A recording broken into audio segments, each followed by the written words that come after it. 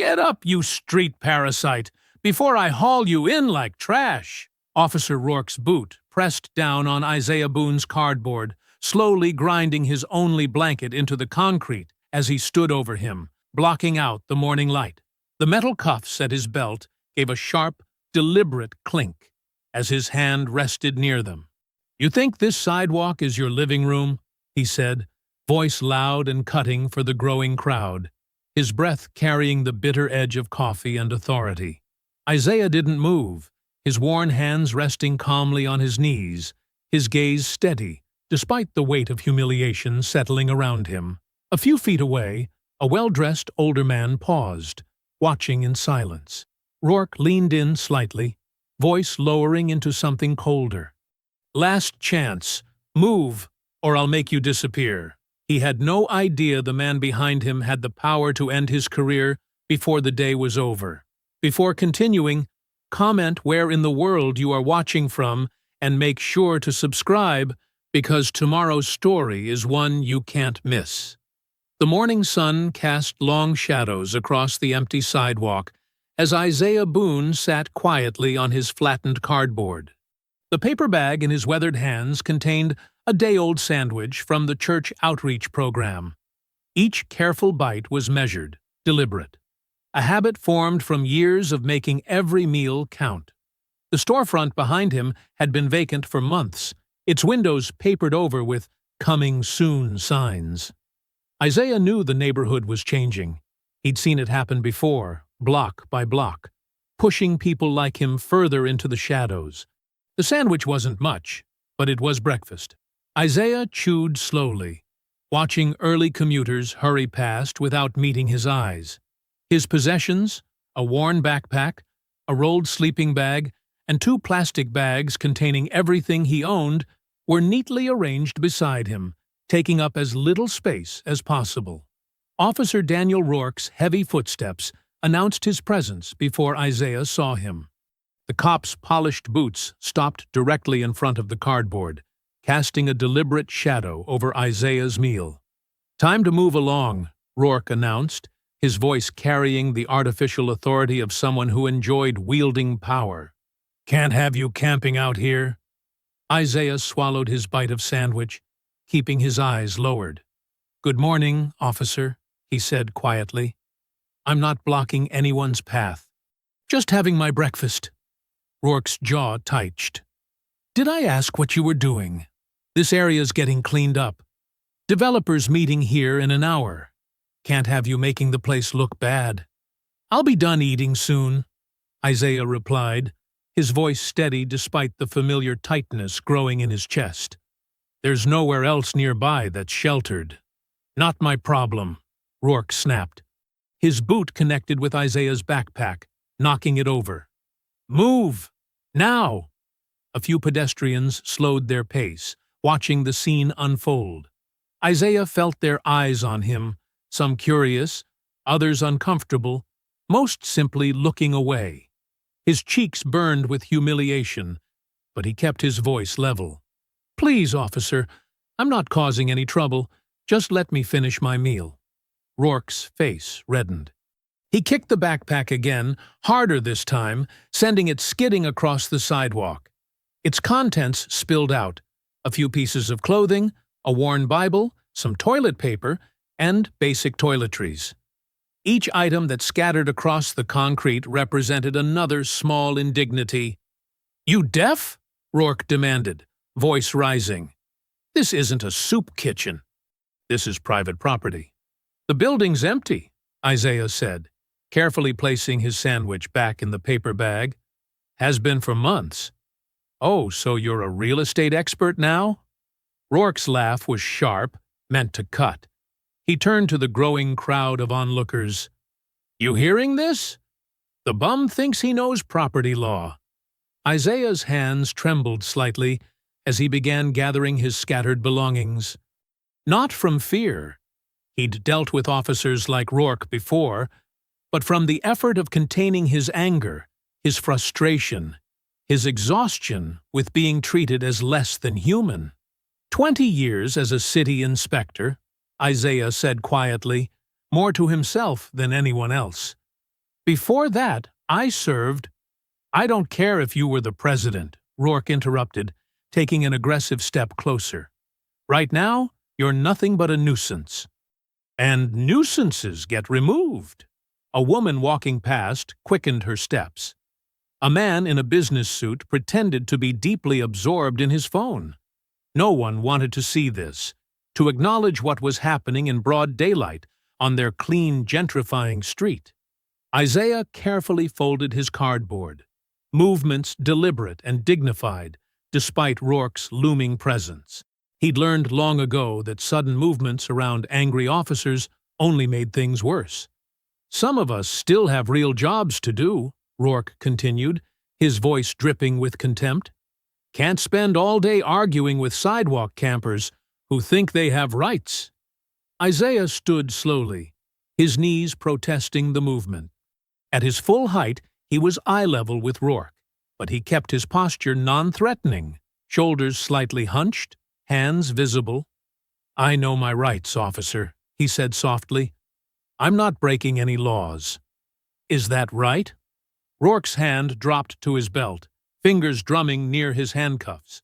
Because I'm pretty sure I can find half a dozen violations right now. Loitering, trespassing, public nuisance. Take your pick. More people had gathered at the edges of the scene, their presence both witness and weight. Isaiah felt the familiar pressure of their stares, the silent judgment, the relief that they weren't in his position.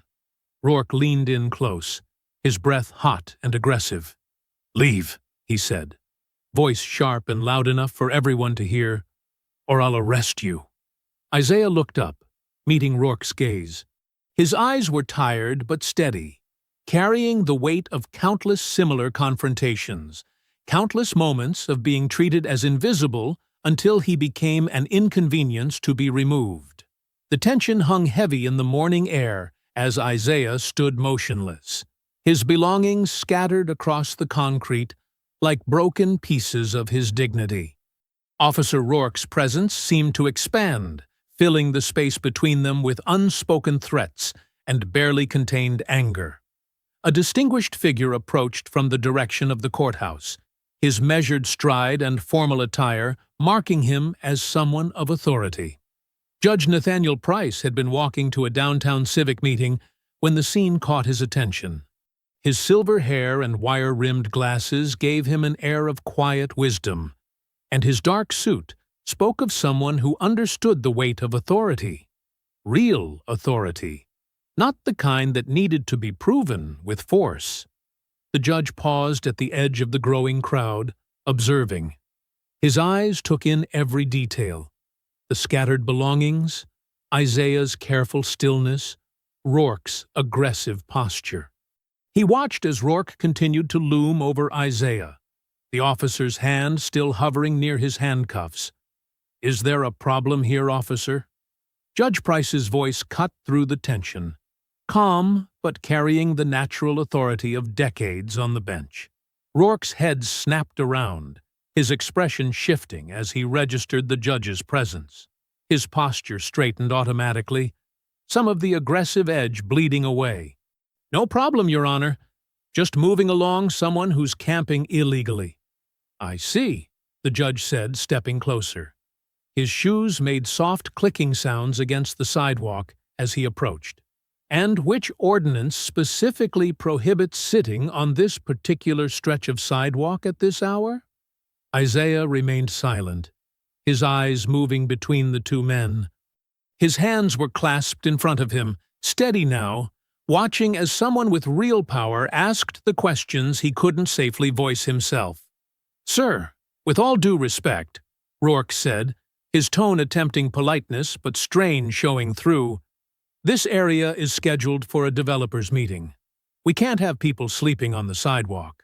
I wasn't sleeping, Isaiah said quietly. I was eating breakfast. Judge Price nodded thoughtfully. So no actual ordinance is being violated, and the sidewalk appears to be public property, not private, unless something's changed recently that I'm unaware of. Rourke's face flushed slightly. Your Honor, I'm just doing my job, keeping the streets clear, maintaining order. Order is important, the judge agreed, his voice remaining measured, as is the proper application of the law. Perhaps you could explain which specific laws are being broken here. The crowd had grown larger, people now openly watching instead of hurrying past. A few had taken out their phones, though whether to record or simply check the time was unclear. The weight of their attention seemed to press on Rourke, whose jaw worked silently for a moment. "Look," Rourke said, his voice taking on an edge again. "I've got authority to move people along when they're causing a disturbance." "What disturbance would that be?" Judge Price asked, gesturing to the quiet morning scene. "I see a man eating breakfast, taking up perhaps 3 feet of a 15-foot-wide sidewalk. No blocked doorways, no aggressive behavior." Isaiah bent down slowly, picking up his scattered Bible and carefully brushing off the cover. The motion drew Rourke's attention back to him, and the officer's face hardened. "With all due respect, Your Honor," Rourke said, emphasis heavy on the title, "you don't patrol these streets. You don't deal with the complaints we get, the problems these people cause." "These people?" the judge repeated quietly. "You mean citizens, Officer Rourke? Citizens with constitutional rights?" A woman in the crowd whispered something to her companion. A man in a business suit had stopped pretending to check his phone and was openly watching now. The morning sun had climbed higher, casting shorter shadows and illuminating the scene in stark detail. "I don't need a lecture on constitutional rights," Rourke said, his voice rising slightly. "I need to do my job, which is keeping these streets clean and safe." "Safe from what, exactly?" Judge Price asked, his tone remaining calm but his eyes sharp. "Safe from a man eating breakfast? Or safe from the discomfort of having to acknowledge poverty exists in our city?" Isaiah carefully folded his cardboard, movements precise and dignified. He'd seen confrontations like this before, though usually without anyone stepping in to help. His expression remained neutral, but his eyes held a spark of something that had been missing before. Recognition, perhaps, of his own humanity being defended. "Your Honor," Rourke said, drawing himself up to his full height, "I respect your position, but you're interfering with police business. If you have concerns about how I do my job, you can file a complaint with my supervisor." "I'm not interfering, officer," the judge replied. "I'm observing, and what I observe is concerning. You've cited no valid legal reason for your actions, displayed aggressive behavior toward a peaceful citizen, and damaged personal property without cause." The morning traffic continued to flow behind them, car horns and engine noise providing a mundane backdrop to the tense scene. A few more people had joined the crowd of onlookers, drawn by the unusual sight of a uniformed officer being publicly questioned by a judge. Rourke's jaw tightened, a muscle twitching visibly. His hand had dropped from his belt, but his fingers were curled into fists at his sides. The easy authority he'd displayed earlier had crumbled, replaced by something harder and more defensive. Yet there was no retreat in his stance, no acknowledgement of overreach. Instead, his expression settled into stubborn defiance, even as the crowd's whispers grew louder and more phones appeared recording the confrontation. The morning air crackled with tension as Officer Rourke's face twisted from defensive anger to something darker. In one fluid motion, he grabbed Isaiah's arm, yanking him roughly to his feet. Isaiah's remaining belongings scattered across the sidewalk as Rourke spun him around, pressing him against the storefront window. "That's enough," Rourke barked, fumbling for his handcuffs. "You're under arrest for disorderly conduct." Isaiah didn't resist, but his body went rigid with dignity. His cheek pressed against the cold glass, as Rourke roughly pulled his arms behind his back. The crowd gasped, and the sound of phone cameras clicking became more pronounced. "Officer Rourke," Judge Price's voice cut through the commotion like a steel blade, "I need to be very clear about something. I am Federal Judge Nathaniel Price of the United States District Court. What you are doing right now is a civil rights violation, and I am witnessing it in my official capacity." Rourke's hands froze on the handcuffs. The words "federal judge" seemed to echo in the suddenly quiet street. Even the traffic sounds seemed muted as everyone held their breath, waiting to see what would happen next. "Your Honor," Rourke said, his voice strained but still defiant, "this situation requires immediate action. This man has done nothing illegal," Judge Price interrupted, his calm tone carrying an edge of steel. "Remove those handcuffs immediately." The crowd had grown larger, forming a loose circle around the scene. Phones recorded from every angle, capturing each moment of the confrontation. A woman in a business suit shook her head in disgust at Rourke's behavior. A teenage boy whispered to his friend, "He can't do that, can he?" Rourke's hands trembled slightly as he processed the situation. The presence of a federal judge changed everything. Or should have. For a moment, his grip on the handcuffs loosened, and it seemed reason might prevail. But pride is a dangerous thing. "Your Honor," Rourke said, tightening his grip on Isaiah again, "I respect your position, but you don't understand the situation on the ground. This man has been causing problems." "What problems specifically?" Judge Price stepped closer, his presence commanding despite his measured tone. "Because what I've witnessed is a peaceful citizen being harassed, his property damaged, and now an attempted false arrest." Isaiah remained silent, his breath fogging the window in front of him. His eyes were closed, but his face showed no fear, only a deep, weary resignation that spoke of too many similar encounters. "He's being disorderly," Rourke insisted, his voice rising, "refusing to comply with lawful orders." "Unlawful orders," Judge Price corrected. "Every command you've given has been without legal basis. Now, I'll say this one more time. Remove those handcuffs." The crowd had grown restless, their murmurs becoming more hostile toward Rourke. A businessman in an expensive suit called out, "Let him go!" Others joined in, their voices building into a chorus of disapproval.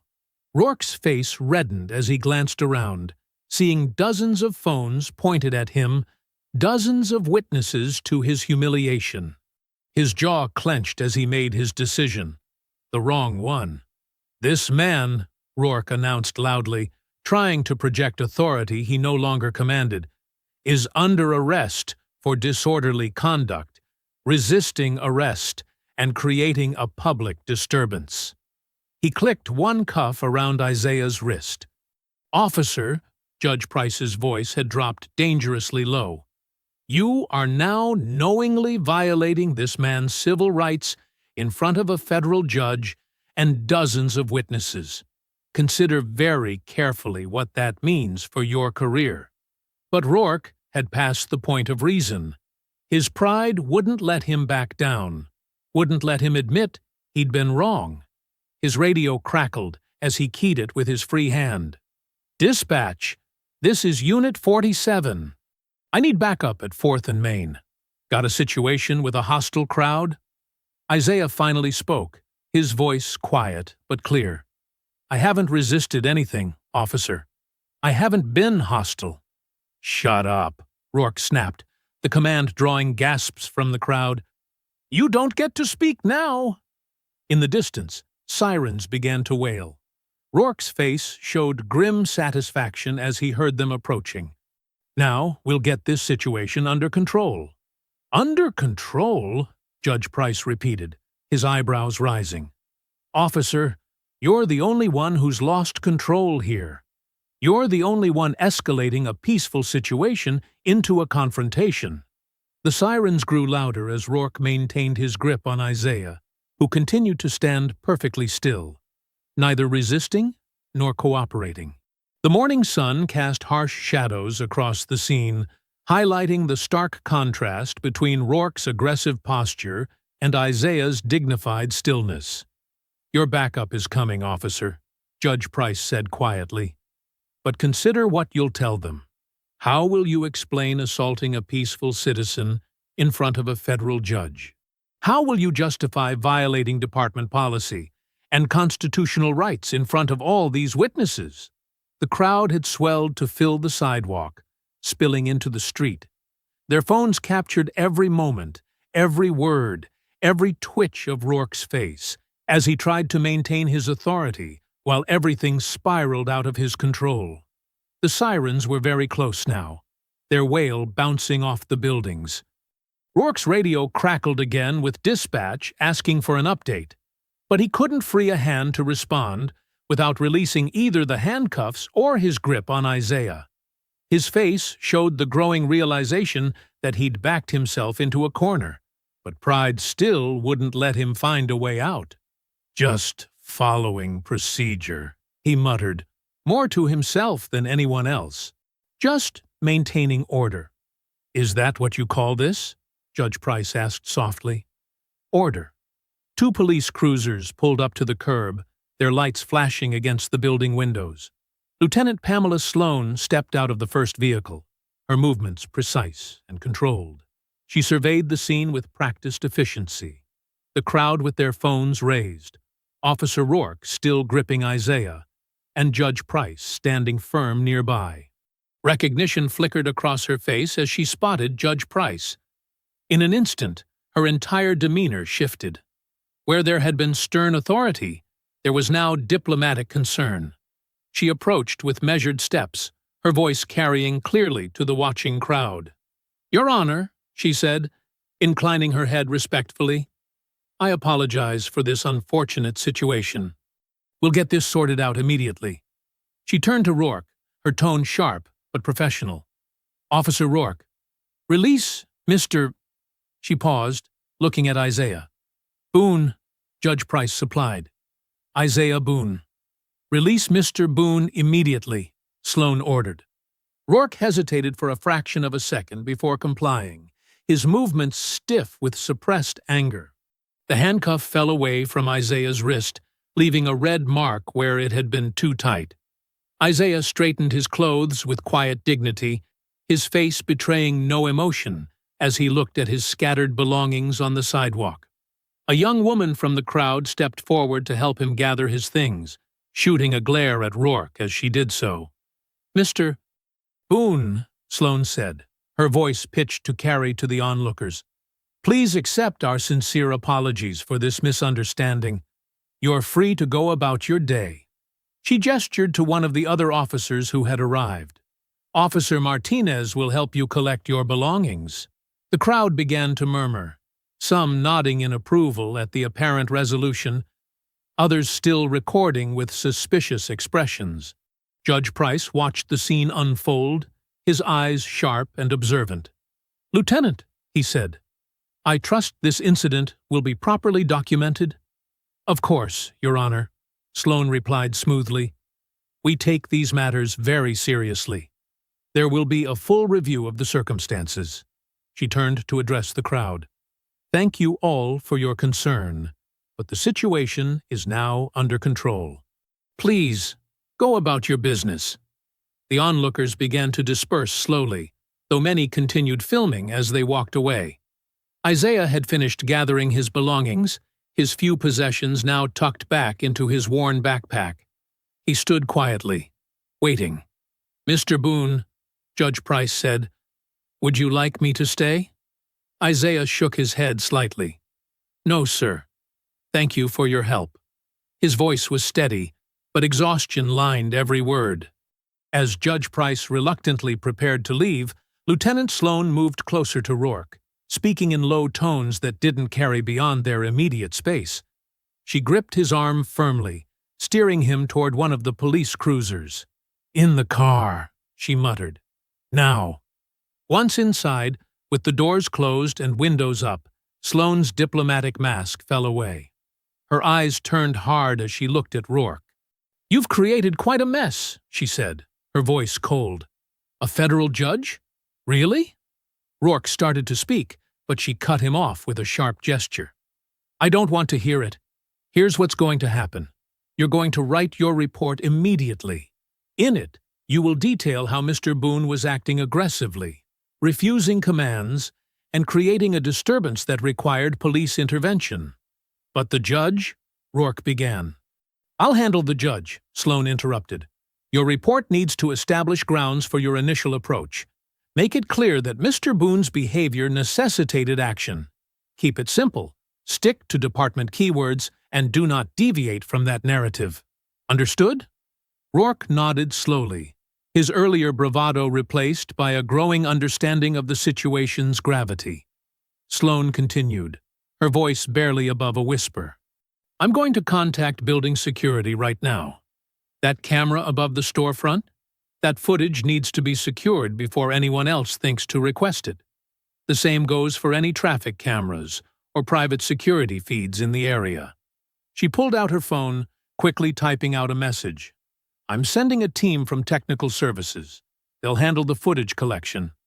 If anyone asks, it's part of our standard review process. Through the windshield, they could see Isaiah slowly walking away, his shoulders straight despite the morning's events. Judge Price had already departed, though several onlookers lingered, still watching the police presence with wary eyes. What about all their phone recordings? Rourke asked, gesturing to the dispersing crowd. Cell phone videos are unreliable evidence, Sloan replied dismissively.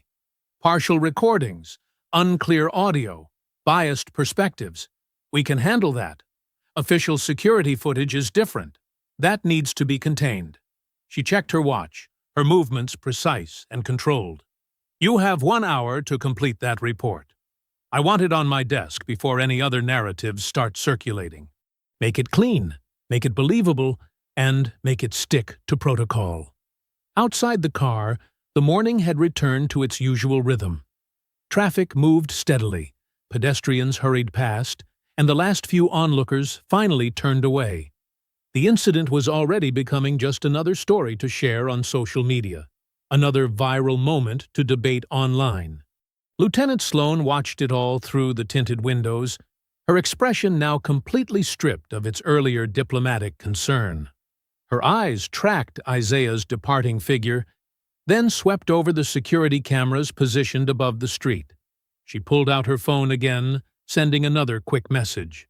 Remember, she said to Rourke, her voice hard with finality, this incident resulted from a legitimate response to disorderly conduct. That's the only version that exists. That's the only version that will exist. Judge Nathaniel Price stood motionless on the sidewalk where chaos had erupted just hours before. The morning crowd had thinned, leaving behind only scattered paper cups and the lingering tension in the air. His eyes fixed on the security camera above the storefront, its black lens staring back like a silent witness. The sound of shuffling drew his attention. Isaiah had returned to gather the last of his belongings, a tattered paperback book that had skidded under a bench during the confrontation. His movements were careful, deliberate, as if each motion required careful consideration. "Sir," Judge Price called out, his voice gentle but carrying authority. "May I speak with you for a moment?" Isaiah straightened slowly, the book clutched in his weathered hands. His eyes met the judge's, carrying the weary calculation of someone who had learned to measure every interaction for potential threat. "You've already helped enough," Isaiah replied, his words careful and measured. "I appreciate what you did." "I'd like to know your name," the judge pressed, moving closer but maintaining a respectful distance. "Your full name." Isaiah's fingers tightened on the book. "Isaiah Boone," he said finally, the words coming out like reluctant visitors. Judge Price's expression shifted subtly. Recognition flickered across his face, followed by a deep frown of concentration.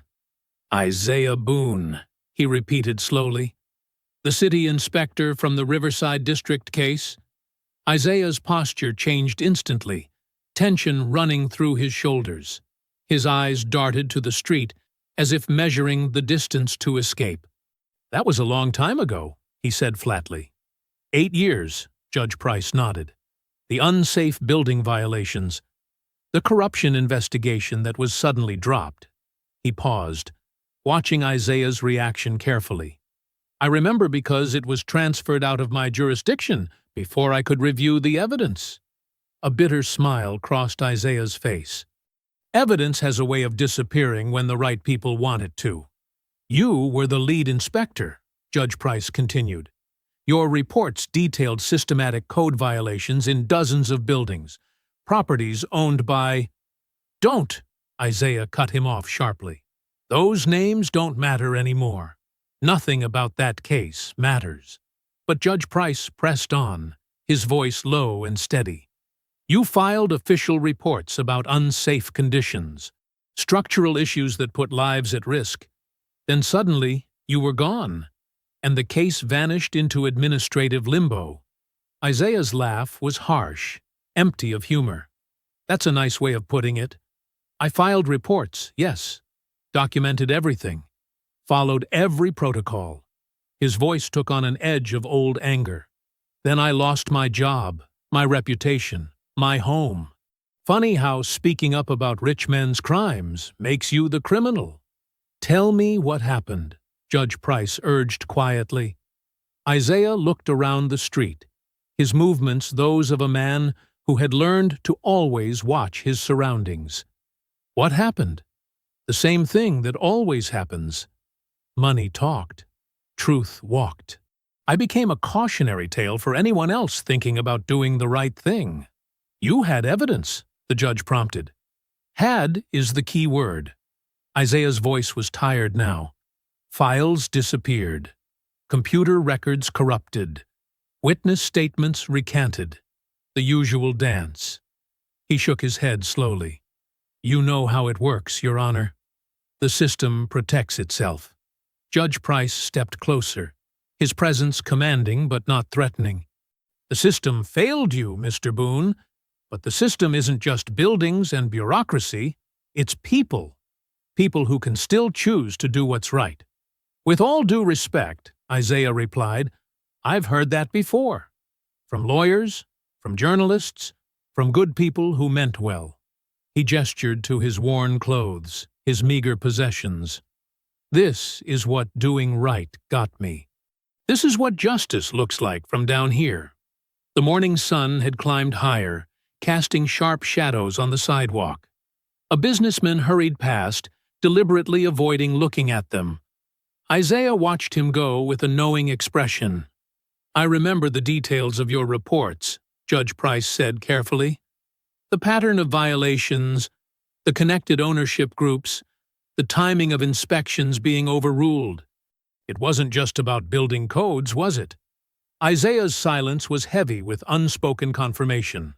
Those buildings, the judge continued, they're still standing, still occupied, still generating profit for the same people who buried your reports.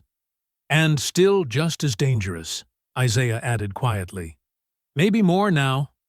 8 years of ignored problems don't fix themselves. A police car rolled past slowly. Both men watched it pass, their conversation pausing until it was gone. The moment highlighted the weight of what remained unsaid. Mr. Boone, Judge Price said finally, what happened to you wasn't justice. It was the opposite. A perversion of the system meant to protect people. The system protects whoever owns it, Isaiah responded, starting to turn away. And that's not people like me. Wait, the judge called. Please, this isn't over. It doesn't have to stay buried. Isaiah paused, his back to the judge. Some things stay buried because digging them up is too dangerous. He took a step forward. Thank you again for your help today, Your Honor. But let the past stay in the past. Judge Price watched as Isaiah walked away, his figure growing smaller against the morning crowd. The worn backpack, the careful way he moved, the dignity that remained unbroken despite everything. It all spoke to years of survival after choosing truth over silence. The judge's hand went to his pocket, feeling the weight of his phone. In his mind, fragments of the old case file flickered.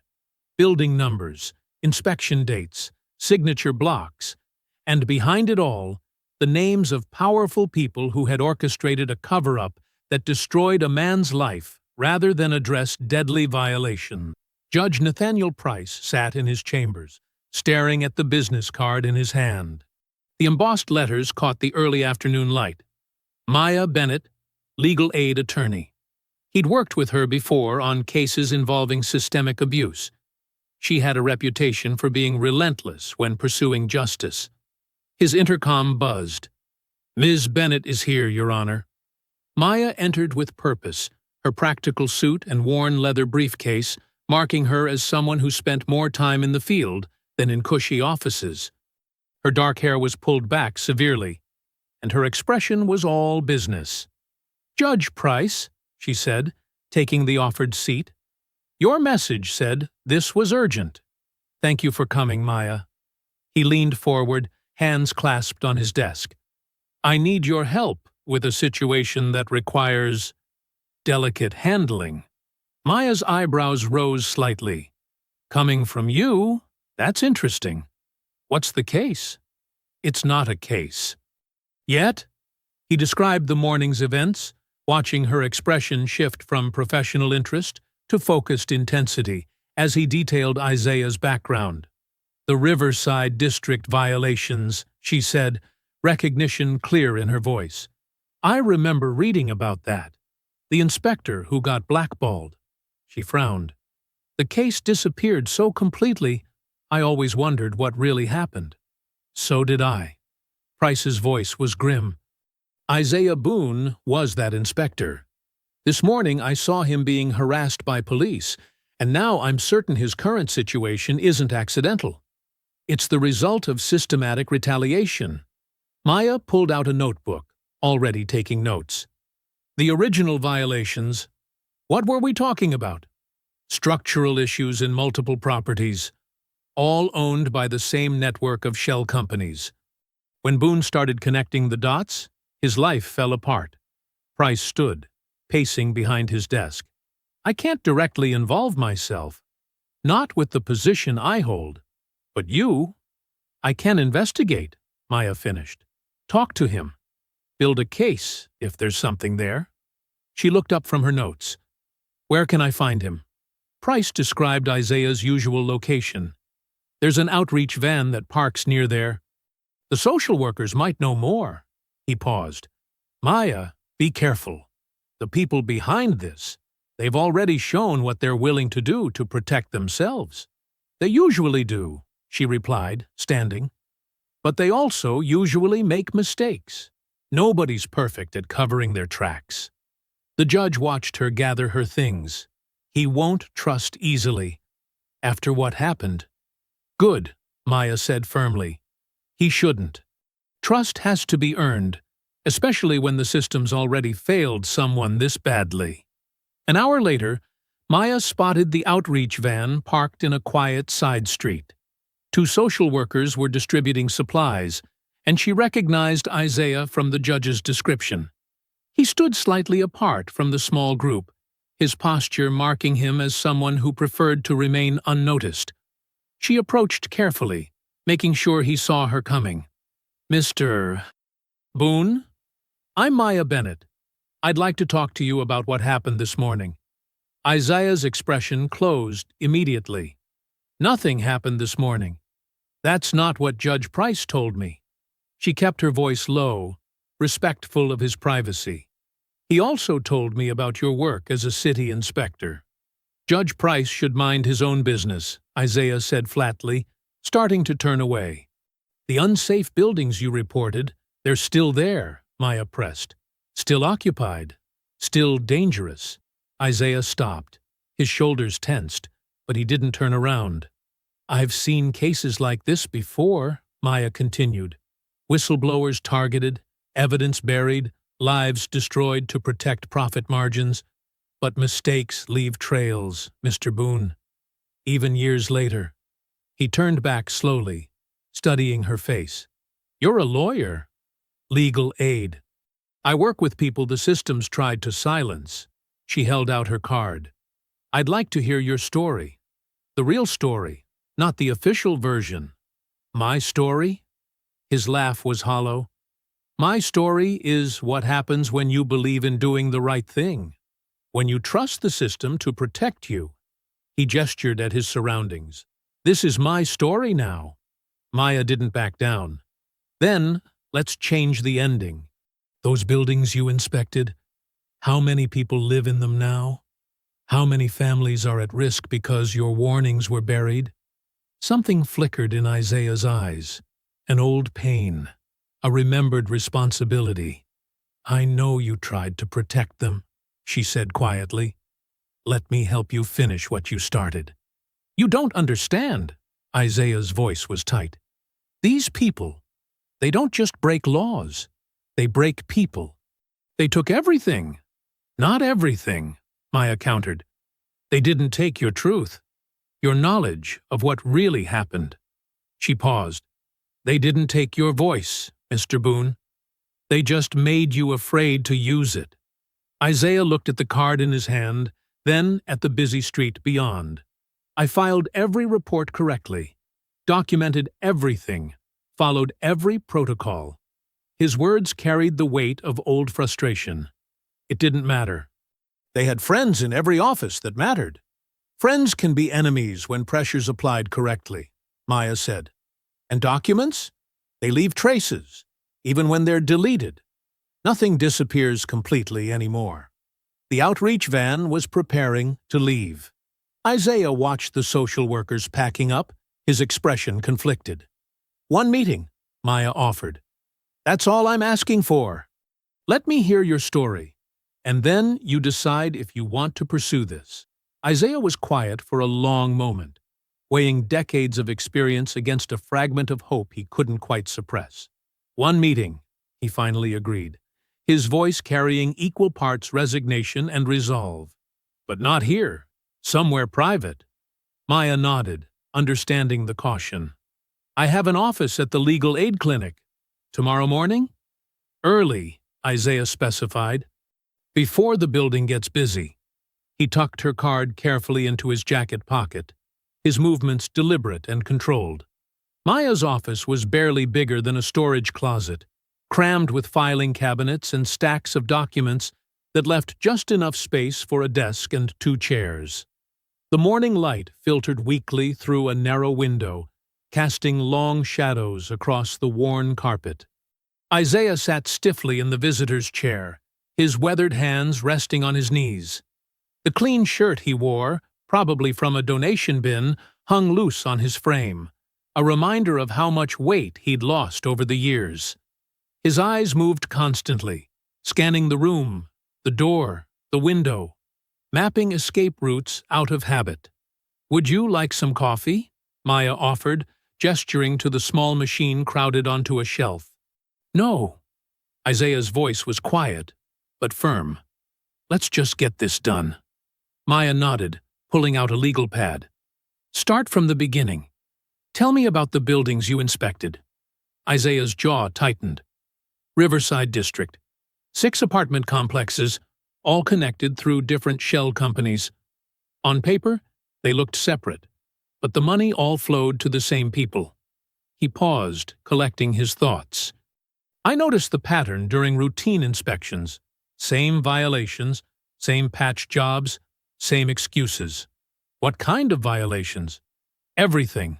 Structural damage, faulty wiring, asbestos, black mold.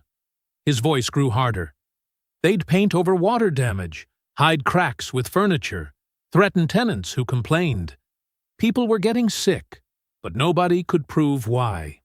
Maya took notes, her pen scratching quietly. How did you make the connection between the properties? Paper trail, maintenance contracts, utility bills, insurance policies, different company names, but same addresses, same phone numbers, sloppy mistakes. Isaiah's laugh was bitter. I thought that would make it easier to prove. Thought the evidence was so clear, they couldn't ignore it. What happened when you reported it? Isaiah's eyes focused on something distant. At first, nothing. Reports disappeared. Inspections got reassigned. Then the pressure started. My supervisor called me in, said I was being too aggressive. making problems where there weren't any. He shook his head. I kept pushing, kept documenting everything. Then they started following me. Following you? Cars outside my house.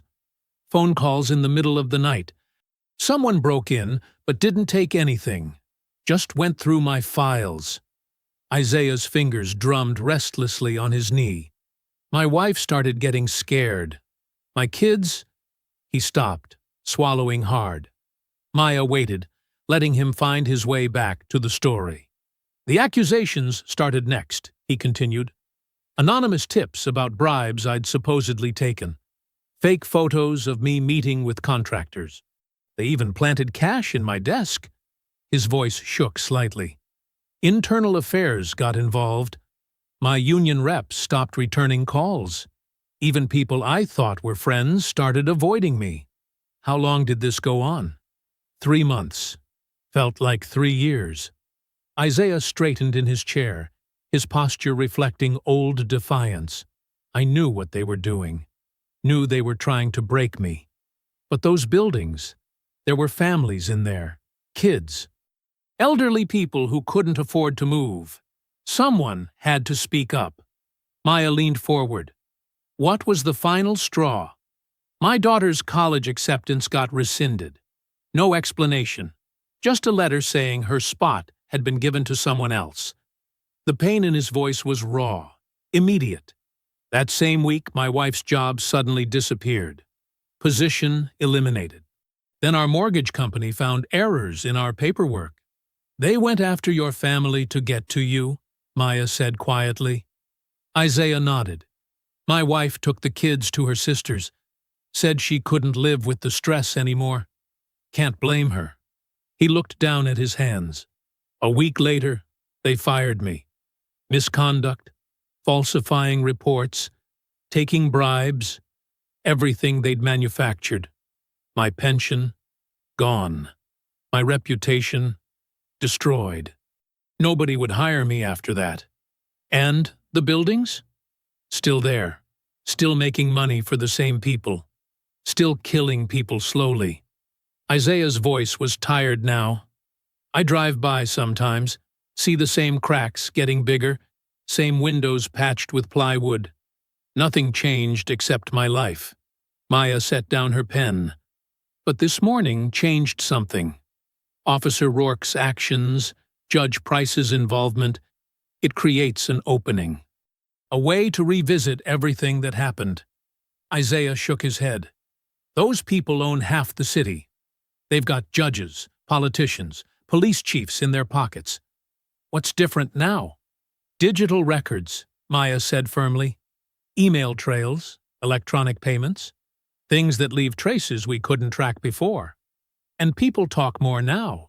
Social media, online reviews. Tenants document everything with their phones. She leaned forward.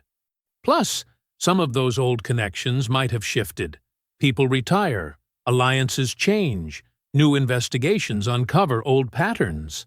You sound like I did, Isaiah said, before I learned how the world really works. The world changes, Maya countered. Look at how many corporations are falling now, how many cover-ups are being exposed. People are angry about corruption in a way they weren't before. They're paying attention. Isaiah was quiet for a long moment, studying her face. You really believe you can fight them? I believe we can make them fight themselves, Maya replied. Start pulling threads, watch things unravel, create enough pressure, and someone always makes a mistake. Someone always talks. And what happens to me? Isaiah asked. What's left for them to take? They took everything because you were alone, Maya said. This time, you'll have legal protection, media coverage, public support. She tapped her notes. And this time, we'll be ready for their tactics.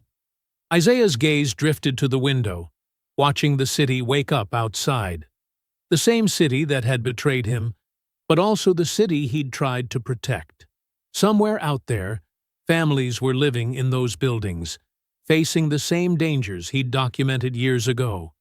Maya watched him carefully, recognizing the weight of memory and responsibility in his silence. Finally, she asked the question that would determine everything. "Do you still have proof?" Isaiah's hands tightened on his knees, and he hesitated. The fluorescent lights of the police precinct buzzed overhead, casting harsh shadows across Lieutenant Sloan's office. She stood behind her desk, arms crossed, watching Officer Rourke pace like a caged animal. "Stop moving," she ordered. "You're giving me a headache." Rourke halted, but his jaw worked back and forth. "That judge had no right to interfere. I was doing my job." "Your job?" Sloan's voice was ice cold. "Your job was to maintain order, not create a spectacle that landed on a federal judge's radar." She picked up a report form. "Now sit down. We need to get our story straight." Rourke dropped into a chair, still fuming. "What's there to get straight? That bum was being disorderly." "That bum has a name," Sloan cut in. "Isaiah Boone. And thanks to your little power trip, I had to spend my morning making calls about him." She tapped her keyboard, bringing up a file. "Former city inspector. Started causing problems a few years back, making accusations about building code violations. Mental health issues, paranoid delusions about being followed. Lost his job, his family, ended up on the streets."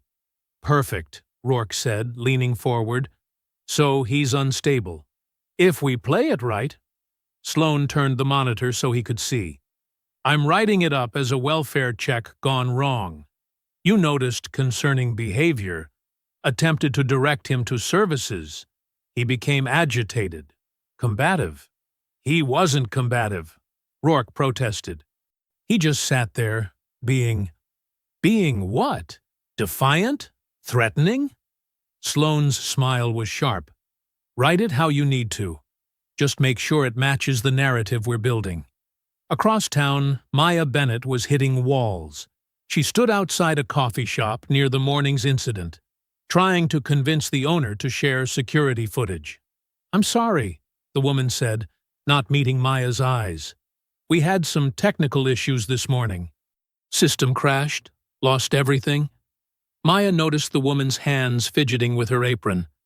"That's interesting, because I can see your camera's working fine right now.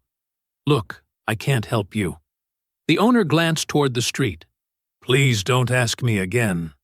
Maya stepped outside, frustration building. 3 businesses, 3 similar stories. The bookstore's cameras had mysteriously malfunctioned.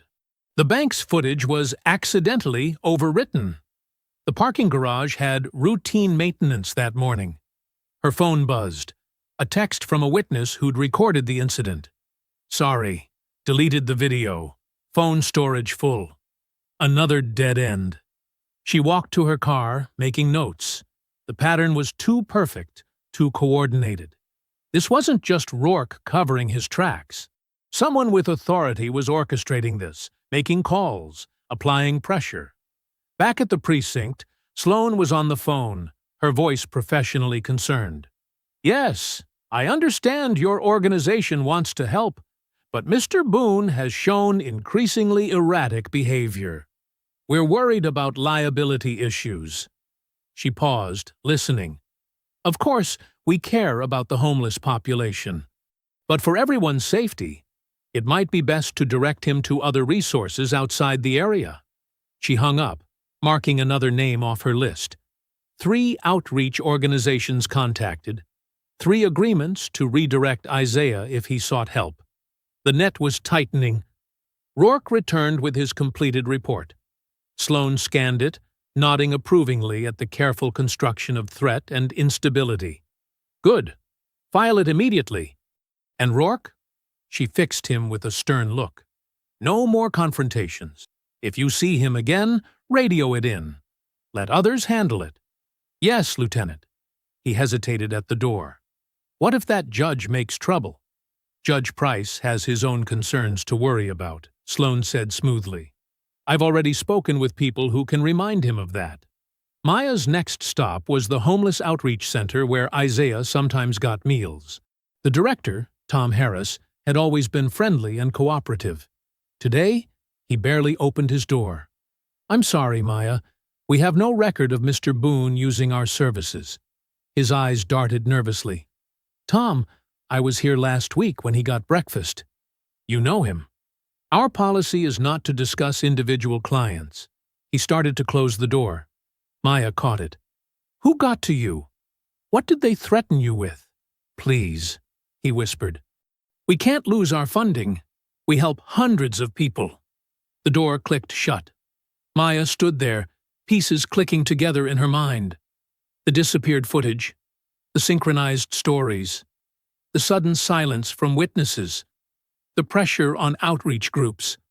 Her phone rang, an unknown number. She answered cautiously. "Ms. Bennett?"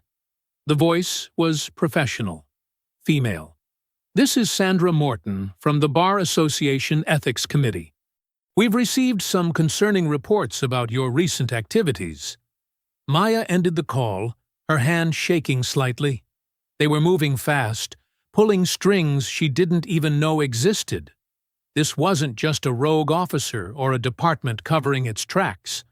This was coordinated, efficient, practiced. She got back in her car, checking her mirrors more carefully now. A patrol car rolled past, slowly. The officer inside made a point of writing something down. Maya opened her laptop, starting a new document. She began mapping connections. The businesses that claimed technical issues, the outreach groups suddenly changing policies, the witnesses who went silent. The pattern expanded outward like a web, each strand leading back to centers of power and influence. This wasn't about one sidewalk confrontation. This wasn't even about one corrupt officer. This was a system protecting itself, closing ranks with practiced efficiency. Someone high up saw Isaiah as a threat, not for who he was now, but for what he knew from before. Maya stared at her growing diagram, remembering Isaiah's hesitation when she asked about proof. She hadn't understood the weight of that question then. She did now. Maya's car pulled up to a modest two-story house in the suburbs. The front yard was neat, with carefully tended flower beds lining the walkway. The mailbox read E. Boone in simple black letters.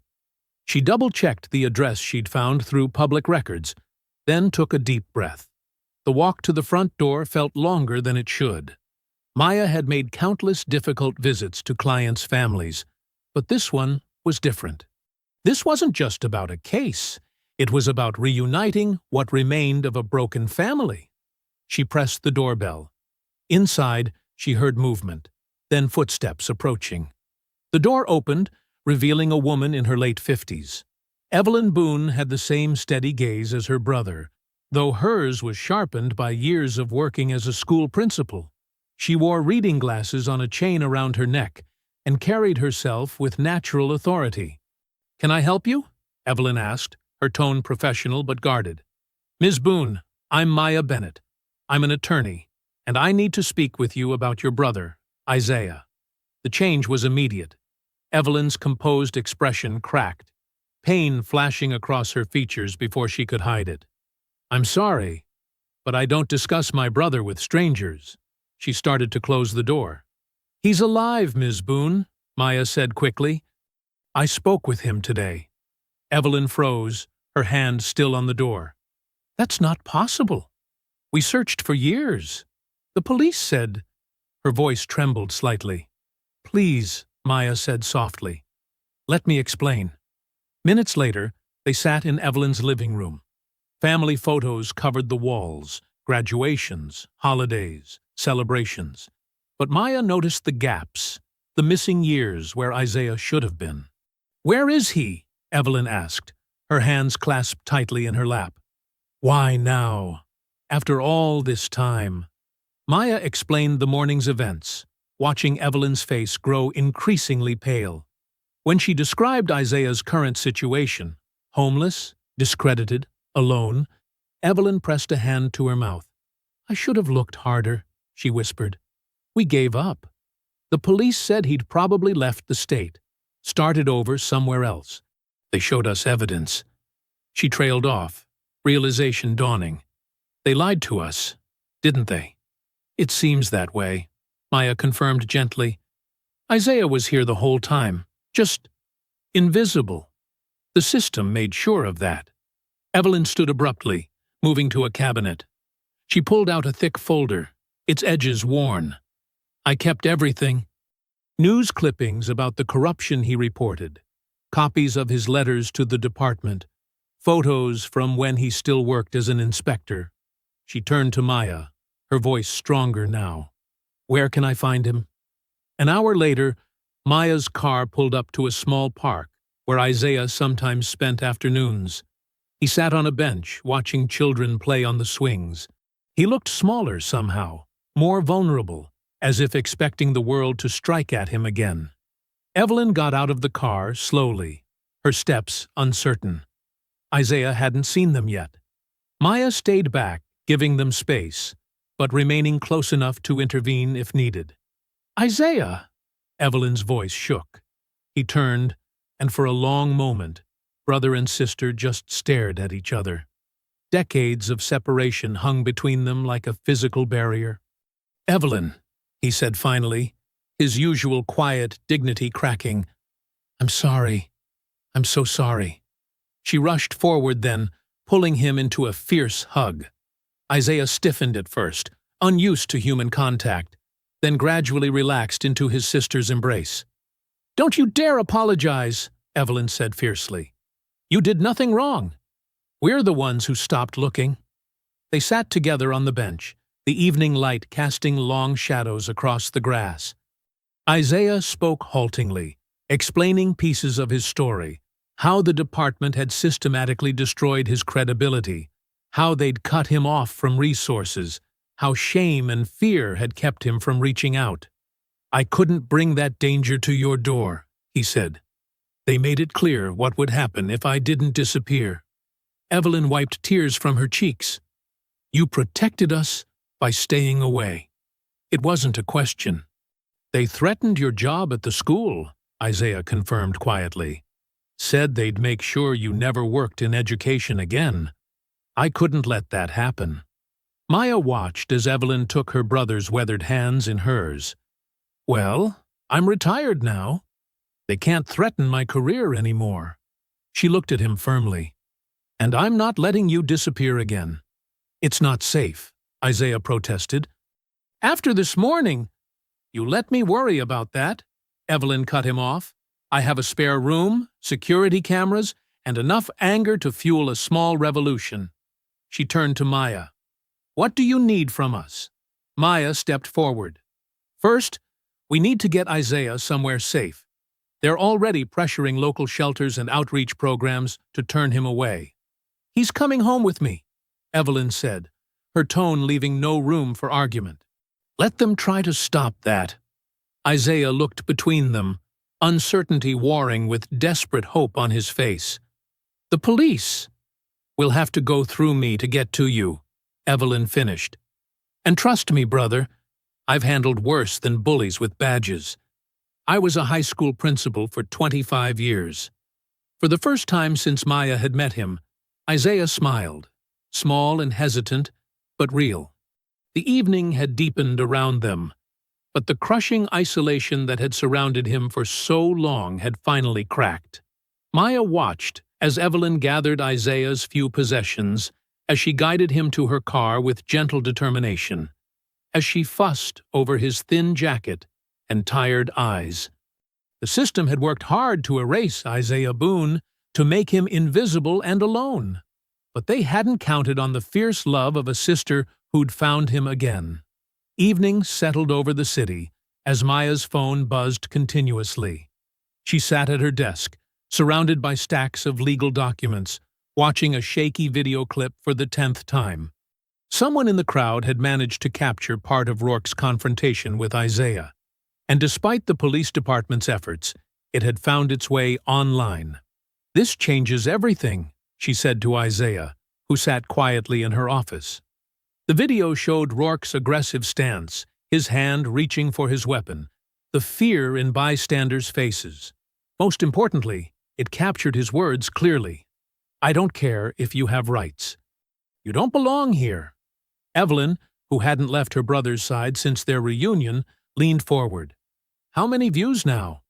"Over 50,000, Maya replied, refreshing the page. "And climbing. Local news stations are picking it up." Isaiah watched the screen with a mix of hope and apprehension.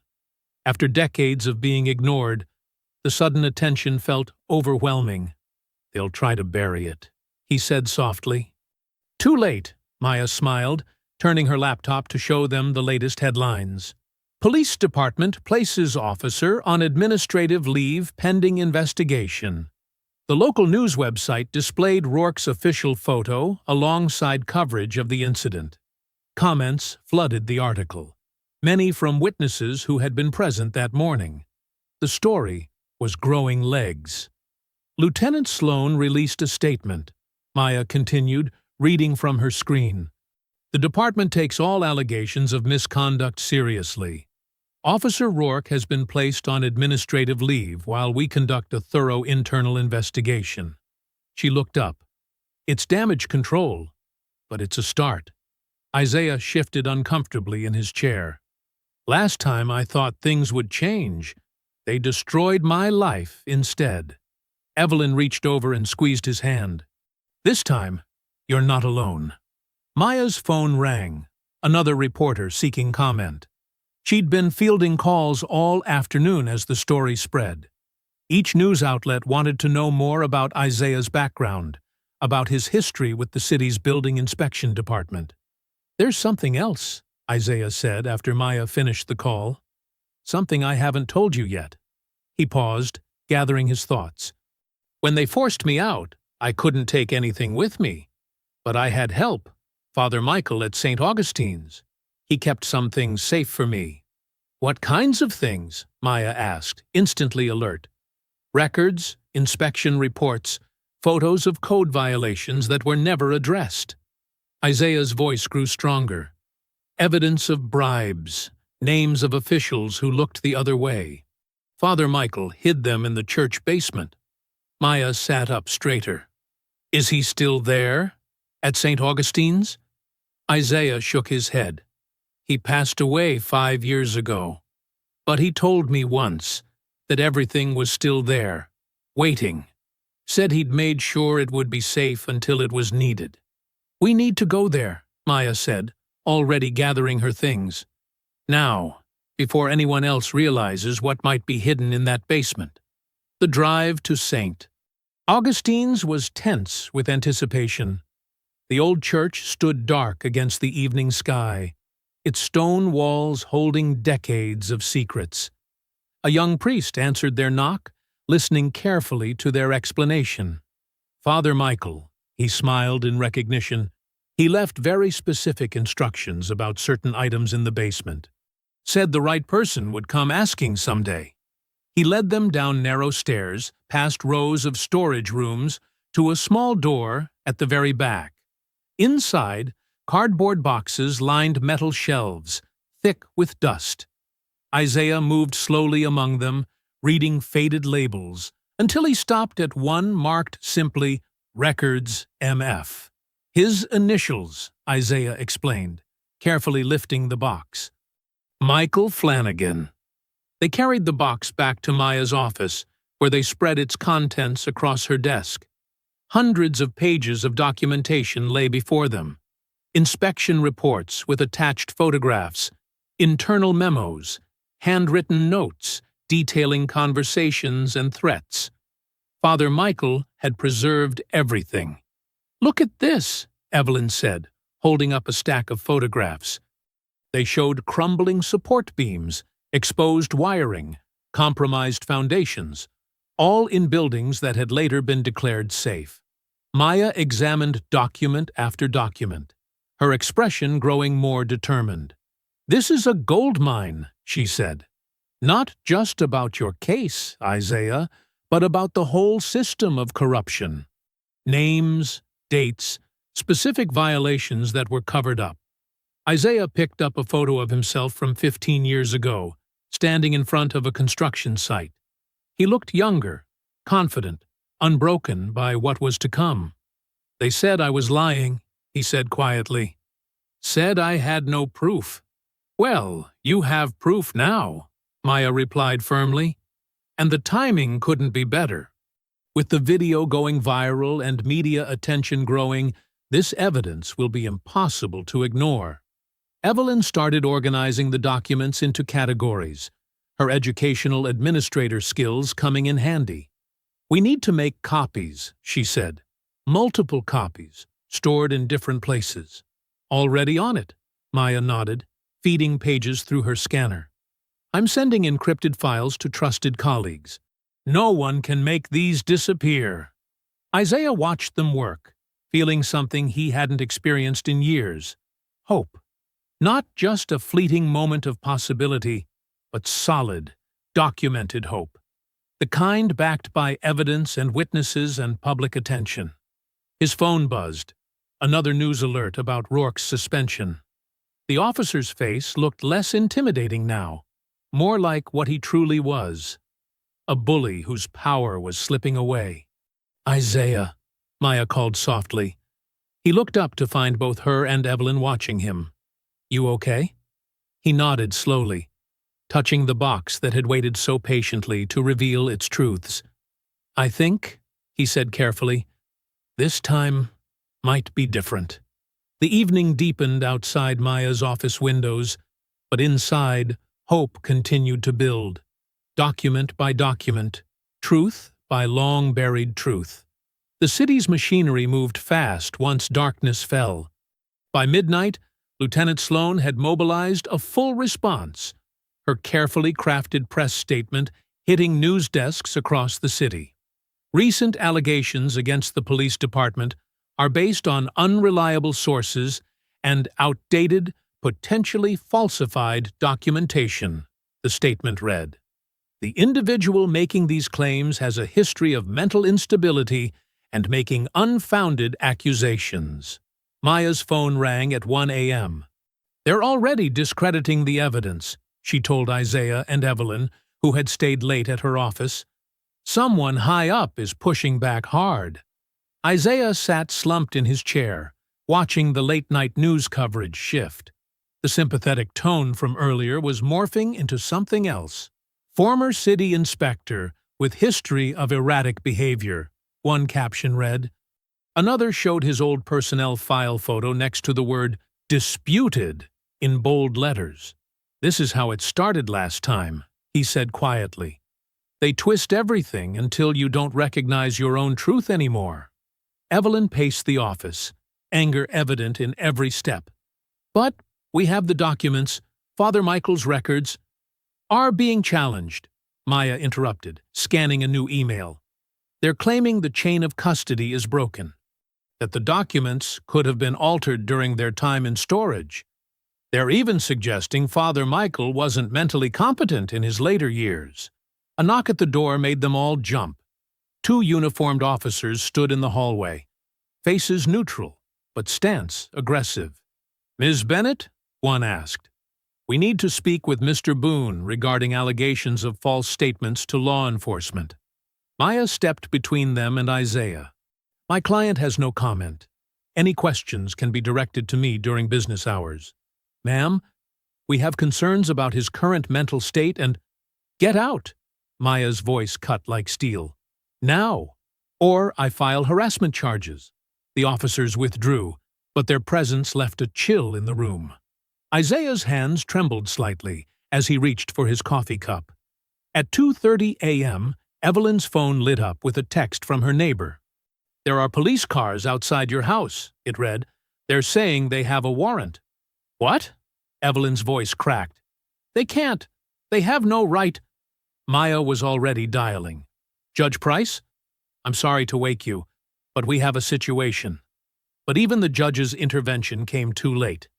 By the time Evelyn rushed home, officers had already searched her house, claiming they were looking for additional documentation related to an ongoing investigation. "They went through everything," Evelyn said, her voice shaking as she described the scene over the phone to Maya. "My personal files, my computer, even old photo albums. They said they were investigating possible conspiracy to defame law enforcement. Isaiah listened to his sister's voice, each word hitting him like a physical blow. This was his fault. They were targeting her because of him. The local morning news show aired its first report at 4 a.m. The anchor's voice carried practiced concern. New developments in the controversial police confrontation case. Key witness Marcus Thompson now says he may have misinterpreted what he saw. The screen showed Thompson, a young man who had been present during Rourke's confrontation with Isaiah. In the heat of the moment, things can look different than they really are, he said, not meeting the camera's eye. Officer Rourke was just doing his job. I shouldn't have posted that video. Maya swore under her breath. They got to him. Probably threatened his job or worse. Social media feeds began filling with newly created accounts questioning Isaiah's credibility. Old complaints from his inspector days resurfaced, carefully edited to paint him as unstable and vindictive. We should head home, Maya said finally, gathering her files. Get some rest. We'll regroup in a few hours and— No, Isaiah interrupted. You both need to step back from this. Evelyn moved toward him. Isaiah, don't! They're going to destroy anyone who helps me, he said, his voice heavy with resignation. Just like last time. I won't let that happen again. We're not giving up, Maya insisted. This is exactly what they want. If we just— I need some air, Isaiah cut her off, standing abruptly. Just give me a minute. He walked out of the office before either woman could stop him. Through the window, they watched him pace the parking lot, shoulders bent under an invisible weight. He'll be okay, Maya tried to reassure Evelyn. He just needs time to process. But when they checked 10 minutes later, Isaiah was gone. The sky was just beginning to lighten when Evelyn found the note, tucked under her coffee cup where she'd left it on Maya's desk. The handwriting was careful, deliberate. I'm sorry. Can't watch them hurt anyone else because of me. Thank you for trying. Please don't look for me this time. Isaiah. Maya immediately started making calls, but Isaiah had vanished into the pre-dawn shadows, leaving them with nothing but a piece of paper and the hollow feeling of history repeating itself. Evelyn sank into a chair, holding the note with trembling hands. He's gone, she whispered. I just found him. And now, he's gone again. Outside, the city stirred to life, unaware of the small tragedy playing out in one downtown office. Traffic began to build as early commuters headed to work. A garbage truck made its rounds, metal bins clanging in the quiet morning air. Somewhere in those awakening streets, Isaiah Boone walked away from hope once again, believing that his disappearance was the only gift he could give those who had tried to help him. The morning sun cast long shadows across empty streets as Maya and Evelyn drove through the city's forgotten corners. Every homeless shelter, every soup kitchen, every place Isaiah might seek refuge yielded nothing but sympathetic headshakes and worried looks. He knows these streets too well, Maya said, steering through another intersection. If he doesn't want to be found— Evelyn pressed her hand against the passenger window, scanning the sidewalks. I can't lose him again. Not like this. Her voice cracked. 20 years I thought he was dead. Now he's out there somewhere, thinking he has to disappear to protect us. Maya's phone buzzed. Judge Price's name lit up the screen. She put it on speaker. I think I know where he might be, the judge said without preamble. The old Riverside complex on 12th Street. It's where everything started. The building that burned? Evelyn asked, sitting straighter. Yes, it's been abandoned since the fire. I'm heading there now. Maya made a sharp U-turn, tires squealing. We'll meet you. No, Price cut in firmly. Let me talk to him first. Sometimes it takes someone who's seen the same shadows to help find the light again. The line went dead. Evelyn started to protest, but Maya shook her head. The judge is right. Isaiah needs to make this choice himself. The Riverside complex loomed against the morning sky like a decaying monument to corruption. Judge Price parked his car and walked slowly toward the chain-link fence surrounding the property. Faded "no trespassing" signs rattled in the breeze. He found Isaiah sitting on a concrete barrier, staring at the burnt-out shell of the building. 20 years of weathering hadn't erased the scorch marks that climbed the walls like black fingers. 6 people died here, Isaiah said, without turning. His voice was heavy with old pain. I tried to tell them the wiring was dangerous. Filed report after report. But someone got paid to look the other way. Price settled beside him on the barrier. I remember the case. The construction company claimed the fire started in a tenant's apartment. Faulty space heater. They buried my inspection reports. Called me unstable when I wouldn't back down. Isaiah's hands clenched. Then they made sure I lost everything. My job, my reputation, my home. Even my family thought I'd lost my mind. And now they're trying the same playbook again, Price observed quietly. That's why I had to leave. Maya, Evelyn, they don't deserve to have their lives destroyed because of me. Price was silent for a long moment, watching the sun climb higher over the ruins. You know what I see when I look at this building, Isaiah? Isaiah turned to him finally, questioning. I see proof. Proof that you were right. Proof that your voice mattered, even if they tried to silence it. Those inspection reports you filed? They're still in the court records. I pulled them last night. The truth was there all along, waiting for someone to look. What good is truth if they can just bury it again? Isaiah's voice was bitter. The truth doesn't stay buried forever, Price said. But it needs witnesses who refuse to look away, who stand their ground not because they expect justice, but because their dignity demands nothing less. A pigeon landed nearby, pecking at loose gravel. Isaiah watched it, his expression softening slightly. I'm tired of fighting battles I can't win. Then stop fighting to win, Price suggested. Fight to witness, to testify, to stand in your truth, regardless of what they do with it. Like you did that day on the sidewalk? Price nodded. I didn't step in because I thought I could change Officer Rourke's mind. I stepped in because staying silent wasn't an option.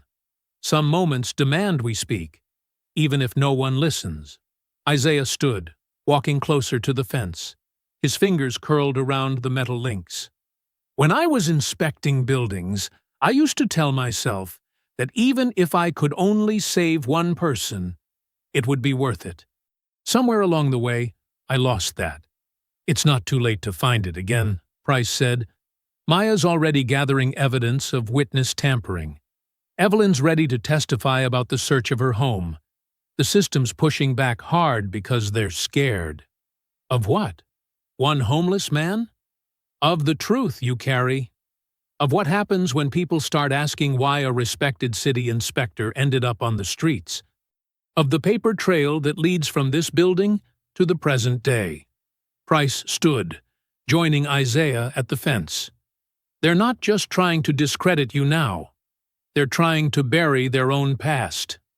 The morning had grown warmer. Traffic sounds drifted from nearby streets as the city fully awakened. Isaiah's shoulders straightened almost imperceptibly. Maya and Evelyn, he said softly. Are they okay? Worried about you, but stronger than you give them credit for. Price pulled out his phone. They're nearby. One call and they'll be here. Isaiah stared at the burned building for a long moment. I thought running would protect them. But that's what the people who did this want, isn't it? For all of us to run, to hide, to stay quiet. It's your choice, Price said. But remember, you're not just a victim in this story. You're a witness. And witnesses don't run from the truth. They stand in it. Isaiah took a deep breath, squaring his shoulders. The morning sun caught his face, highlighting a determination that had been buried but never truly lost. "Make the call," he said. Maya's office felt cramped with 4 people squeezed around her desk, but no one complained. The morning light streamed through dusty blinds as they listened to the retired clerk, Sarah Martinez, explain in a trembling voice. "I kept copies," she said, placing a thick manila envelope on the desk. "Not the originals. Those disappeared years ago. But I had this feeling." She wrung her hands, glancing at Isaiah, who sat quietly in the corner. "After what they did to Mr. Boone, I just couldn't let it all vanish."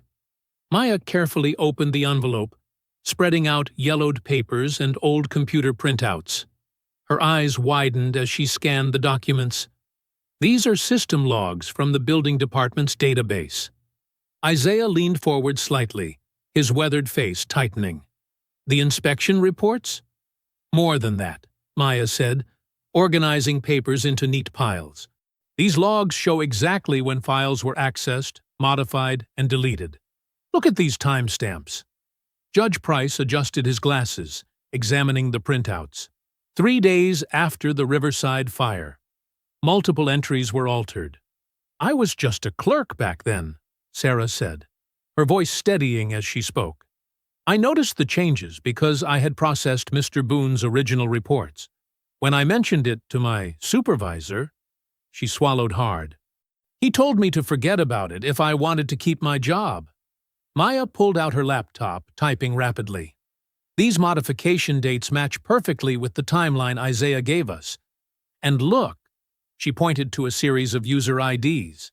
"These administrative access codes, they trace back to terminals in the mayor's office, not the building department." Isaiah stood slowly, moving closer to the desk. His hands trembled slightly as he touched one of the papers. "All these years, I thought everything was gone." "They were thorough," Sarah admitted. "But they didn't know about the backup server logs. Those were automatically archived off-site every night. By the time they realized, it was too late to erase them without leaving even more evidence." Judge Price studied another document intently. "These access logs show Lieutenant Sloan's credentials being used to pull security footage from last week. The same pattern of covering tracks." Maya nodded, her fingers flying over the keyboard. "And look at these email headers. Sloan was corresponding with the same development company involved in the Riverside fire. They're still operating, just under a different name. They're demolishing more buildings next month," Isaiah said quietly. "In the same neighborhood where I've been staying." Sarah dabbed at her eyes with a tissue. "I should have come forward sooner, but after seeing what happened to Mr. Boone, I was scared. I had kids in college, a mortgage." Isaiah moved around the desk and gently touched her shoulder. "You're here now. That's what matters." Maya's printer hummed to life, spitting out page after page. "These records prove systematic tampering. The timestamps create an unbreakable chain of evidence." She looked up at Isaiah. "They can't claim you were unstable or imagining things. The data tells the story." "The building department's current inspection records," Judge Price mused, examining another document. "Notice anything familiar about these signatures?" Maya leaned over. "The same officials who buried Isaiah's reports? They're still signing off on inspections. Some of these buildings are in even worse shape than Riverside was," Isaiah said, his voice heavy with knowledge earned from years on the streets. "I've seen the cracks in the foundations, the faulty wiring, history repeating itself." Sarah straightened in her chair. "I'll testify. About everything. The file tampering, the pressure to stay quiet, all of it."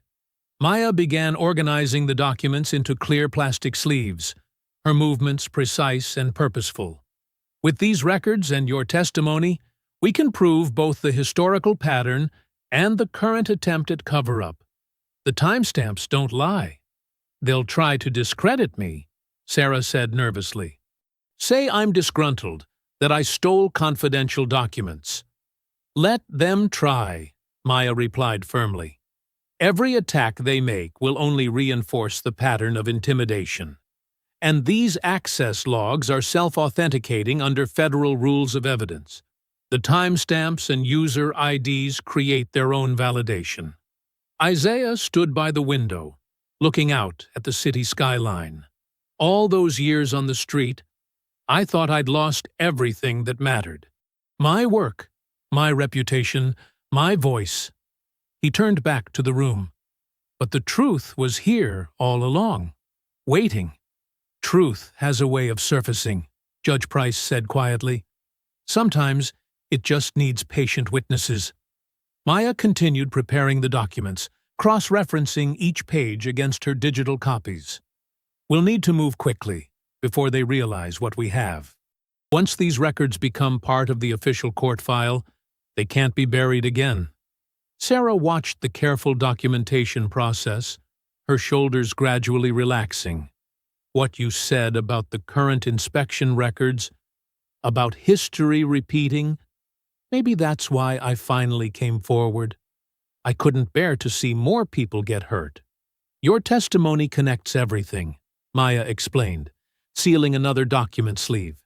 It shows this isn't just about one incident or one cover-up. It's a systemic pattern that's still putting lives at risk. Isaiah picked up one of the old inspection reports, his fingers tracing his own signature from 20 years ago.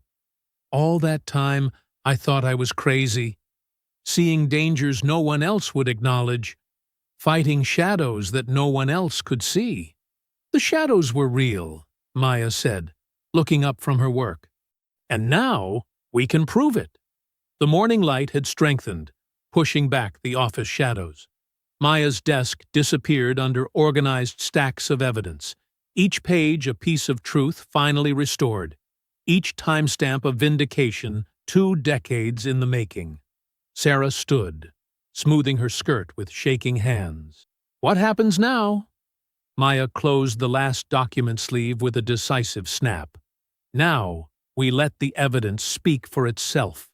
20 years of silence is enough. The federal courtroom buzzed with tension as Isaiah Boone took the stand. Sunlight filtered through tall windows, casting long shadows across the polished floor. The packed gallery held its breath, reporters' pens poised over notepads. Isaiah's voice carried clear and steady, years of shame falling away as he spoke. I documented every violation, every crack in the foundation, every faulty wire, every fire hazard. It's all there in the reports, the ones they tried to bury. The federal prosecutor moved methodically, displaying enlarged copies of the recovered documents. Mr. Boone, can you identify these inspection reports? Yes, Isaiah said, sitting straighter. Those are my original findings from the Riverside District. Each page has my signature and date stamp. And what happened when you submitted these reports? They disappeared. My supervisor said they were never received. When I tried to resubmit them, I was accused of fabricating violations. Isaiah's eyes swept the courtroom, resting briefly on Russell Vane's expensive suit. A week later, I was fired. They said I was unstable, making false claims. The prosecutor nodded. And the buildings you flagged as unsafe? The Riverside apartment complex burned 3 months later. 6 people died. Isaiah's voice remained steady, but his hands gripped the witness stand. It could have been prevented. Officer Rourke shifted uncomfortably in his seat as the questioning turned to recent events.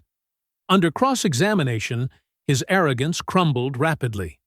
So, you're saying Mr. Boone was aggressive? The prosecutor asked. That's right, Rourke snapped. He was causing a disturbance. Yet the security footage shows him sitting quietly. How do you explain that? Rourke's face reddened. He must have done something before the camera. The timestamps cover the entire morning, the prosecutor interrupted. There was no disturbance. In fact, the only aggressive behavior came from you, didn't it, Officer Rourke? I was maintaining order. By kicking a homeless man's belongings? By attempting an illegal arrest in front of a federal judge? Rourke's testimony unraveled further as he contradicted his own incident report. His claims of feeling threatened fell apart against the video evidence. When questioned about Lieutenant Sloan's involvement, he hesitated too long. Lieutenant Sloan maintained her composed facade on the stand, but the email evidence spoke louder than her denials. The prosecutor displayed message after message between her office and Vane Development Group. "Lieutenant, can you explain why you ordered security footage collected before any complaint was filed?" Sloan's practiced smile slipped. "Standard procedure. Is it also standard procedure to share that footage with private developers before your own internal affairs division?" The gallery murmured as emails appeared on the courtroom screens. Dates, times, and user IDs created an undeniable pattern of coordination between police leadership and Vane's company. Russell Vane's testimony marked the final collapse of the facade. His polished demeanor cracked under detailed financial records showing payments to city officials, altered inspection reports, and strategic property acquisitions that followed each accidental fire. "Mr. Vane," the prosecutor said, "these records show your company purchased the Riverside property 3 days after the fire, at a fraction of its previous value. The same pattern appears 6 other times in the past 5 years. Can you explain that?" Vane glanced at his attorney. "Market opportunities. Opportunities created by fires in buildings your company knew were unsafe? Buildings where safety violations were actively hidden?" Sarah Martinez's testimony provided the final piece. Her voice trembled but held firm as she detailed years of systematic document alteration. She pointed to specific dates, names, and authorization codes that proved the corruption's reach. "They didn't just hide the reports," she explained.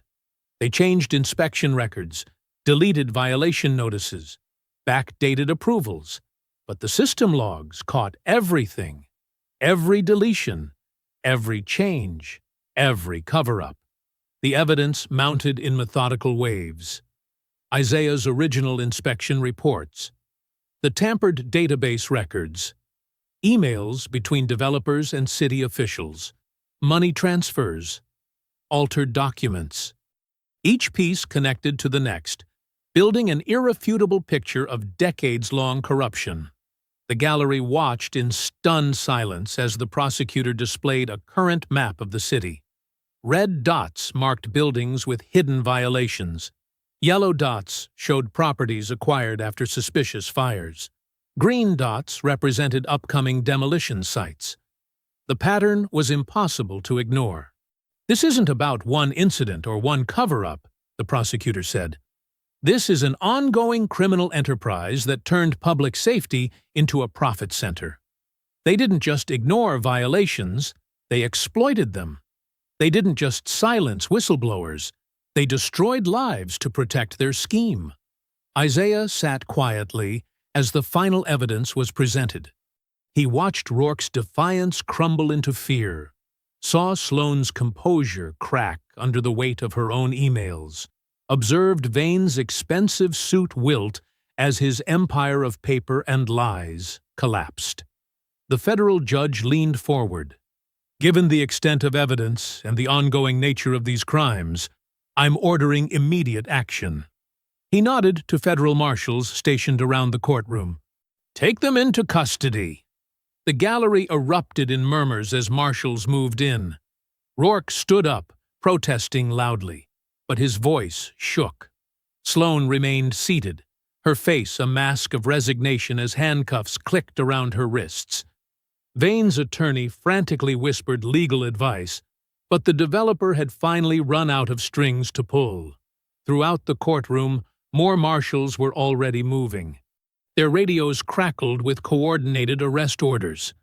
Other developers, city officials, building inspectors. The network of corruption was being dismantled in real time. Isaiah watched silently as those who had once wielded power so carelessly were led away. 20 years of lies unraveled in a single afternoon of truth. Sunlight warmed the transformed city block, where everything had started. Gone was the shuttered storefront where Isaiah had once sought shelter. In its place stood the gleaming facade of the Boone Community Advocacy Center, its windows bright and welcoming in the morning light. Isaiah stood on the same patch of sidewalk where Officer Rourke had tried to erase him just weeks ago. The memory felt distant now, like a fading bruise. He watched people entering and leaving the center, no longer averting their eyes or hurrying past. Still feels strange, doesn't it? Evelyn appeared beside him, 2 coffee cups in hand. She passed one to Isaiah, their fingers brushing in a gesture that had become comfortable again. "Every morning," Isaiah admitted, sipping the coffee. "Keep expecting to wake up back on that cardboard." The local newspaper sat folded under his arm, its headline still visible. "Former Officer Rourke faces federal charges." Below that, a smaller headline announced Lieutenant Sloan's plea deal and cooperation with ongoing investigations. "Did you see the business section?" Evelyn asked, unfolding her own copy. Vane Development's stock dropped another 30%. "They're talking bankruptcy." Isaiah nodded. The empire Russell Vane had built on suffering and shortcuts was crumbling. Banks had frozen accounts. Investors were fleeing. Properties were being seized. Each day brought new revelations of corruption, new charges, new arrests. "Mayor's office called again," Isaiah said quietly. "They want to name the new Safety Oversight Committee after me." Evelyn smiled. "And?" "Told them to name it after the people who died in those fires instead." He paused, watching a group of volunteers setting up tables for the center's morning program. "Their names matter more than mine." The compensation had come first, a substantial settlement that acknowledged years of wrongful termination and damaged reputation. Isaiah had immediately established the community center's foundation, ensuring others would have resources he'd been denied. A young woman approached them, clipboard in hand. "Mr. Boone, the housing rights workshop starts in 15 minutes. We've got 30 people signed up already." Isaiah checked his watch. "I'll be right there, Maria." He turned to Evelyn. "You staying for this one?" "Wouldn't miss it." Evelyn squeezed his arm. "Still remember when you used to give me the same safety lectures about my old classroom." Their relationship had healed gradually, like a long-set bone finally aligning. The anger and guilt hadn't vanished, but they'd learned to carry it together, making room for new memories alongside the old pain. Inside the center, the meeting room filled quickly.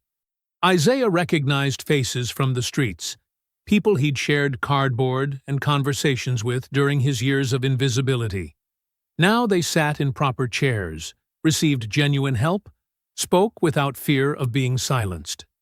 "Morning, everyone," Isaiah began, his voice carrying the same quiet authority it had held during his inspector days. "Today we're talking about your rights as tenants, about safety codes and violation reporting, about making sure what happened before doesn't happen again."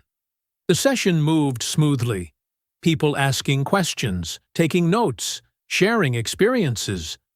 Through the window, Isaiah could see the spot where he'd once been threatened with arrest for existing. Now it was marked by a small plaza with benches and a plaque commemorating those lost to negligence and greed. During a break, Maya Bennett slipped into the room, legal folders tucked under her arm. She'd become a regular presence, helping navigate the complex aftermath of justice. "Just got word," she said quietly to Isaiah. 3 more developers came forward. They're willing to testify about similar schemes in other cities. This could go national. Isaiah absorbed the news calmly. "How many buildings?" "Hundreds. Maybe thousands." Maya shook her head. "You started something bigger than anyone expected." "We all did," Isaiah corrected, including everyone in the room with his gesture. "Truth needs witnesses." The morning continued with more workshops, more conversations, more small steps toward lasting change. Isaiah moved through it all with steady purpose, no longer haunted by the weight of unspoken truth. Around noon, Judge Price stopped by, as he often did. He stood with Isaiah near the entrance, watching the community in action. "Remember what you said that morning?" the judge asked. "About having nowhere else to go?" Isaiah nodded. "Look at them now," Price gestured to the busy center. "They all have somewhere to go. Because you stayed. Because you spoke up again." Through the windows, they could see new construction across the street.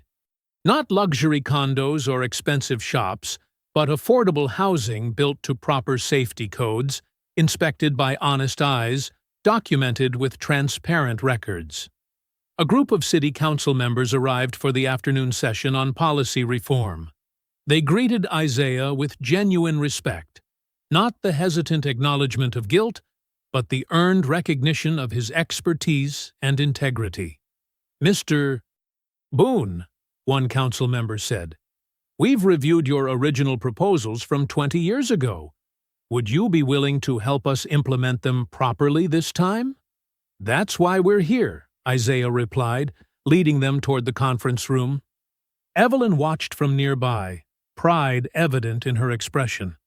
She remembered the brother who disappeared into shame and survival. Now she saw him restored, not just to his former self, but to something stronger, tempered by adversity into unshakable purpose. The afternoon sun cast Isaiah's shadow long across the sidewalk, not the shadow of someone trying to vanish, but of someone standing firmly in his truth. Where he had once been told to disappear, he now helped others become visible. Where he had once been silenced, he now amplified voices that needed to be heard. If you enjoyed the story, leave a like to support my channel, and subscribe so that you do not miss out on the next one. On the screen, I have picked 2 special stories just for you. Have a wonderful day.